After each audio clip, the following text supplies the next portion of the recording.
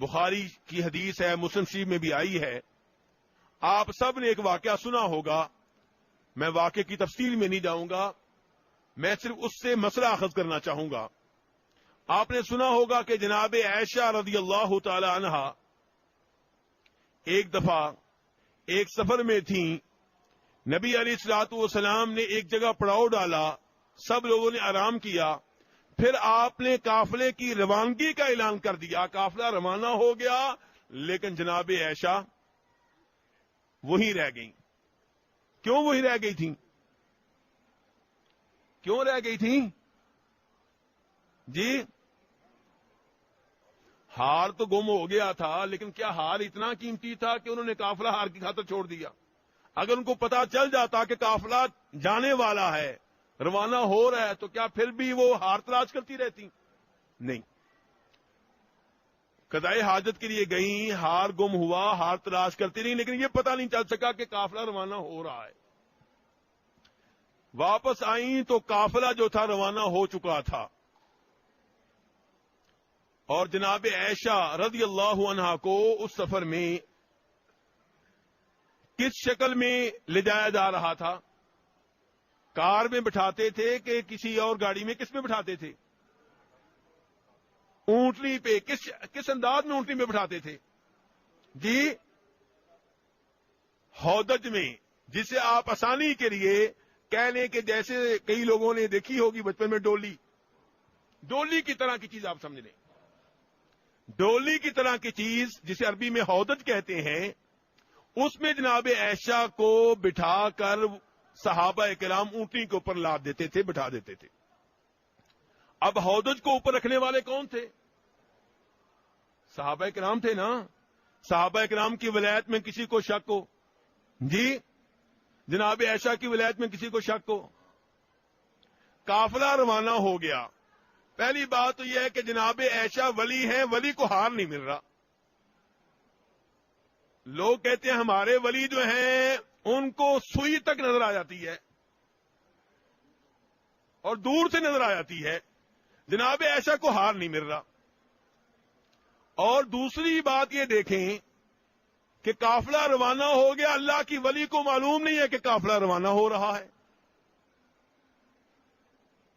تیسرے نمبر پہ ان صحابہ کرام کو دیکھیں، 4-5 ولی مل کے ان کا ہودج اٹھا کے اونٹنی کے اوپر رکھتے ہیں، اور جناب عائشہ کو کا ہودج اونٹنی کے اوپر رکھ دیا گیا. وہ ڈولی سی اونٹنی کے اوپر رکھ دی گئی، انہیں پتہ نہیں چل سکا کہ ڈولی کے اندر، ہودج کے اندر جناب عائشہ موجود نہیں ہے.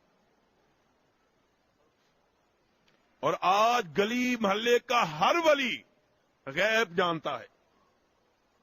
آج گلی محلے کا ہر ولی غیب جانتا ہے، میرے گھر کی باتیں جانتا ہے. اور وہ اللہ کے عظیم ولی جن کی ولایت میں شک و شبہ نہیں ہے، وہ نہیں جانتے. کتنی عجیب بات ہے. آج کے یہ نام نہاد لوگ چھوٹا موٹا کوئی نہ کوئی شعبہ دکھا دیتے ہیں اور ہم ان سے متاثر ہو جاتے ہیں. اردو کی ایک کتاب ہے، آپ لوگوں نے پڑھی ہوگی، شہاب نامہ. پڑھی ہے نا؟ قدرت اللہ شہاب کی لکھی ہوئی ہے، کبھی اس کا مطالعہ کیجئے گا. اس میں قدرت اللہ شہاب نے 1-2 واقعات لکھے ہیں جو اس نے خود دیکھے ہیں. ایک جگہ لکھتا ہے ایک ولی کے بارے میں، ایک پیر کے بارے میں،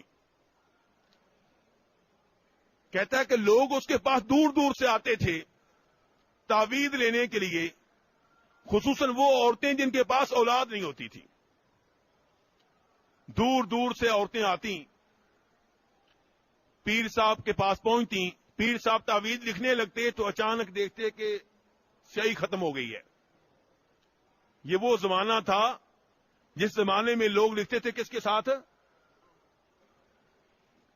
اس زمانے کے قلم کے ساتھ، یعنی سیاہی کے ساتھ لکھتے تھے. دوات موجود ہوتی تھی، اس میں سے سیاہی لیتے تھے. پیر صاحب لکھنے لگے تو پتا چلا کہ سیاہی ختم ہو گئی ہے. پیر صاحب معذرت کر لیتے کہ میں تعویذ نہیں لکھ سکتا، اب سیاہی آئے گی تو لکھیں گے. وہ آج کا زمانہ نہیں تھا کہ باہر دکان سے منگوا لیں گے، اب پتہ نہیں کتنے مہینوں کے بعد آئے گی.